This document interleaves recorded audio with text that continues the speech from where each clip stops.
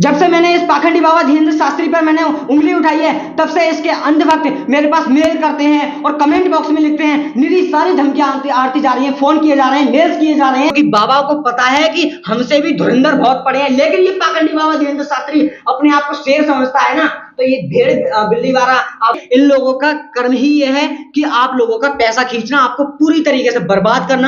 मंदिरों में आप देख लीजिए, हजारों करोड़ का चढ़ावा आता है, बताइए कहां जाएगा? केदारनाथ में कितना चढ़ावा आता है, हरिद्वार में कितना चढ़ावा आता है, ऋषिकेश में कितना चढ़ावा आता है, आप ये खुद देख लो ना। बताइए प्रेम मंदिर से कितना चढ़ावा आता है, बताइए इस्कॉन कमेटी से कितना चढ़ावा आता है, हजारों करोड़ का। फिर भी आप देखिए जनता मूर्ख बनी पड़ी है। नमस्कार दोस्तों, मेरा नाम है राहुल बेगाना और आप देख रहे हैं आजाद ग्रुप ऑफ मीडिया।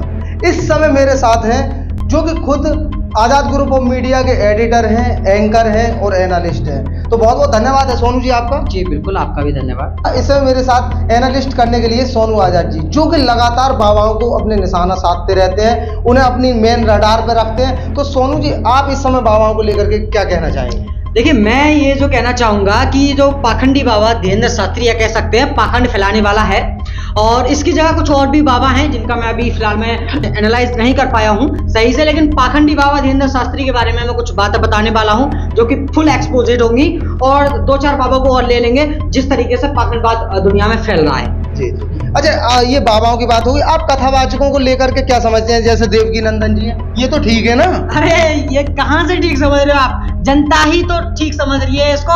लेकिन अगर इसको समझने की कोशिश करें, पढ़ने की कोशिश करें, एनालाइज करने की कोशिश करें, तो ये कई अक्तर तो ऊपर जाते हुए दिखाई देंगे, जनता को नीचे दबाते हुए दिखाई देंगे। जैसे मैं अभी आपको दिखाऊं, लोग कहते हैं, जैसे मैं आपको बता दूं फुल एविडेंस के साथ, आप ये देख सकते हैं, बाकी का मैं आपको स्क्रीन पे भी ये लगवा दूंगा। इसमें लिखा है, कथा सुनाने का 10 लाख फीस लेने वाले कहते हैं कि सब मोह माया है, छोड़कर ईश्वर में, मतलब सब छोड़ करके ईश्वर में ध्यान लगाओ, और जो है खुद 10 लाख रुपए लेते हैं। एक व्यूअर ने कमेंट करके ये चीज कही है, आप खुद देखिए, मतलब मेरी वीडियो के नीचे कमेंट आया था, उसी का मैं आपको एनालाइज करके दिखा रहा हूँ। अब एक चीज और देख लीजिए आप इसमें। नहीं, तो मुझे सोनू जी एक बात बता दीजिए, अगर वो धर्म का प्रचार कर रहे हैं तो 10 लाख, 15 लाख, 20 लाख ले भी रहे हैं, तो दिक्कत क्या है आपको? तो पाखंडवाद फैलाने के पैसे ले रहे हैं फिर तो। नहीं, ये कह रहा है कि पाखंडवाद हुआ, क्योंकि वो ये कह रहा है कि आप मोह माया मत पड़िए, धन मत इकट्ठा कीजिए। अरे तो वही तो मैं कहना चाह रहा हूँ, मोह माया है भाई साहब, ये आपका पैसा खर्च किया जा रहा है। जी, तो ये क्यों नहीं समझ रहे? उनकी लुटिया डुबाई जा रही है अच्छी तरीके से, मतलब लोगों को लूटा जा रहा है बाबाओं के द्वारा, मंदिरों के द्वारा। हजारों करोड़ रुपए आपका जो है मंदिरों से आता है, कहाँ जाता है बताओ मुझे? फिर भी देश में महंगाई बढ़ा रही है। लेकिन उनसे कथावाचकों से तो कथा कराते हैं ना लोग, वो तो बहुत अच्छा काम कर रहे हैं। क्यों कराते हैं ये तो बताओ? बाबा संत और अनिरुद्धाचार्य का तो बहुत बड़ा। अरे देखो, मैं आपको बताऊं कौन कौन कितनी फीस लेते हैं, ज्यादातर बड़े मतलब लेवल पे नहीं जाऊंगा मैं। इसमें देवकी नंदन की फीस 12 लाख रुपए रहती है, और अनिरुद्धाचार्य की फीस 15 लाख रुपए रहती है। भाई साहब, आपकी जेब से जाएगा ये सब अगर आपने बुलाया इनको तो। और जया किशोरी धीरेंद्र कृष्ण शास्त्री की फीस 20 से 50 लाख रुपए की रहती है, चाहे वो आपके मंडप की फीस हो, व्यवस्था की फीस हो। अब ये दिखाओ वो, अब इन दोनों का जो जया किशोरी है, मैं अब दोनों को अलग हटा देता हूँ, किसी और को भी। अभी मैं दो की बात बताऊंगा आपको, जया किशोरी और धीरेंद्र कृष्ण शास्त्री की, इनके सबके जो है यूट्यूब चैनल अलग है, वो भी अपने चैनल से लाखों रुपए कमा लेते हैं। तो पैसा लेने की जरूरत क्या है? तो इस वजह से जो है जनता को लूट रहे हैं। और दूसरी बात, लूट रहे हैं एक बात अलग है, और मतलब ये बात भी अलग है कि वो जनता को मूर्ख बना रहे हैं, पागल बना रहे हैं। तो ये पागल बनाना तो बंद कर दें कम से कम। लेकिन एक सवाल मेरे जहन में आ रहा है कि एक जगह पे देवकी नंदन जी से ये वाली बात पूछी भी जाती है, आप भी बता रहे हैं, तो वहां पर ये कहते हैं कि जब एक्ट्रेस जो कि नाचने गाने वाले हैं वो करोड़ों रुपए फीस चार्ज करते हैं, तो फिर तो हम तो धर्म का प्रचार कर रहे हैं, तो हमें क्या दिक्कत है?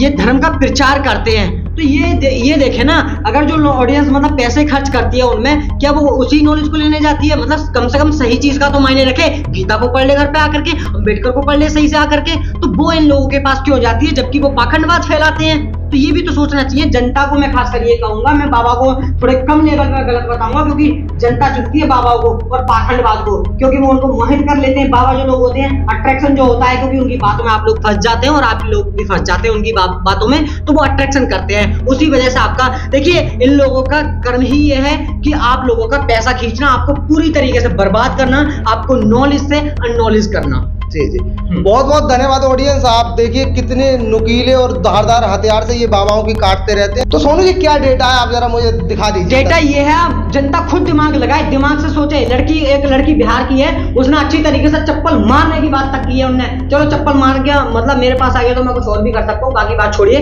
दूसरी बात ये, जो 50 लाख रुपए की मैं बात मान लेता हूँ, वो लोग कहते हैं कि व्यवस्था वगैरह बनाते हैं। आप ये देखिए, जनता चढ़ावा करती है पाखंडवाद के ऊपर। चढ़ावा जो आता है 1000 से 17,000 1 लाख तक का चढ़ावा आता है। मतलब एक ऑडियंस में से एक व्यक्ति लाख तक का चढ़ावा देता है, मैं तो कम से कम मान लेता हूँ 1000 का देता है, और करोड़ों लोग में से फिर तो यार 50 लाख से ऊपर करके बोझा रहा है पैसा। तो ये बताओ, ये पैसा कहाँ जाता है? ये कहते हैं कि उसी का पैसा ले रहे हैं, फिर तो ये करोड़ों मतलब पूरी जनता को लूट रहे हैं। कहने का मतलब ये है, अगर देखिए संत को किसी को बताना हो, ज्ञान देना हो, वो एक धर्म प्रचार की बात अलग कर दीजिए। क्या लोगों को पता नहीं कि हम किस धर्म में हैं? किस चीज की नॉलेज दे रहे हैं? वो नॉलेज देने नहीं, उन्हें पता है हम दुकान चलाने जा रहे हैं, अपनी दुकान की वजह से हम अपना जो है कार्यक्रम बढ़ा पाएंगे आगे के लिए। ये लोग अच्छी खासी संपत्ति बनाए रखे हैं, लेकिन भैया सब चीज, क्योंकि उन्हें पता है ना बाबा के नाम में जो वो आते हैं तभी आते हैं, क्योंकि बाबा ऊपर कभी रेड नहीं लगाई जाती, कभी सीबीआई नहीं पहुंचती, ईडी नहीं पहुंचती। मंदिरों में आप देख लीजिए, हजारों करोड़ का चढ़ावा आता है, बताइए कहाँ जाएगा?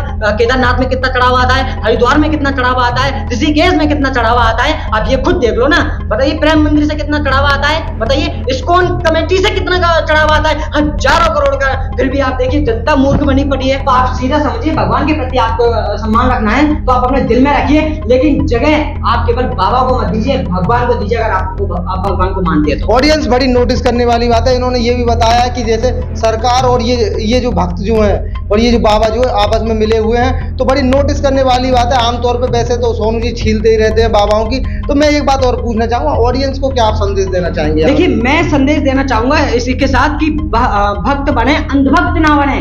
कहने का मतलब ये है कि भक्त बनना है तो आप भक्त ही बनिए, अंधभक्त ना बनिए। अभी मैं आपको केस दिखा दूं, शायद 10 साल से लेकर के, मतलब कमी डाटा बता रहा हूं आपको, 10 साल से लेकर के 200 बाबा अरेस्ट किए जा चुके हैं इस फ्रॉडबाजी में। लेकिन भाई साहब, पाखंडवाद जो फैलाना है इनको, वो उनके साथ थोड़ी नहीं फैलाना, क्योंकि वो जो क्वेश्चन करेंगे इन बाबाओं के प्रति जो है, इनकी छिल जाएगी, अच्छी तरीके से खटिया खड़ी हो जाएगी। इसलिए वो इनका चैलेंज एक्सेप्ट नहीं करते, क्योंकि बाबाओं को पता है कि हमसे भी धुरंधर बहुत पड़े हैं। लेकिन ये पाखंडी बाबा धीरेन्द्र शास्त्री अपने आप को शेर समझता है ना, तो ये भेड़ बिल्ली वाला खेल बंद कर दीजिए बाबा धीरेन्द्र शास्त्री। मैं खुद कहना चाहता हूँ, जब से मैंने इस पाखंडी बाबा धीरेन्द्र शास्त्री पर मैंने उंगली उठाई है, तब से इसके अंधभक्त मेरे पास मेल करते हैं और कमेंट बॉक्स में लिखते हैं, निरी सारी धमकियां आती जा रही हैं, फोन किए जा रहे हैं, मेल्स किए जा रहे हैं। तो ये पाखंडी बाबा धीरेन्द्र शास्त्री का पूरा खेल रचा हुआ है, जो इन लोगों को कब्जे में ले लिया है। तो मैं कह रहा हूँ, पाखंडी बाबा धीरेन्द्र शास्त्री, चेलों चपाड़ों से कुछ मत करवाओ, अगर लड़ना है तो मैदान में आओ, समझे? देखिए, बहुत बहुत धन्यवाद ऑडियंस, आपने इतना समय दिया। और मैं आपको बताना चाहूंगा, जिस तरीके से इन्होंने सोनू जी छीलते रहते हैं, तो बाबाओं के छिलान बिंदु पे आप चाहे तो मल्लम पट्टी लगाएं, लेकिन ये लगातार वहां पर नमक छिड़कते ही रहेंगे। तो बहुत बहुत धन्यवाद जी आपका।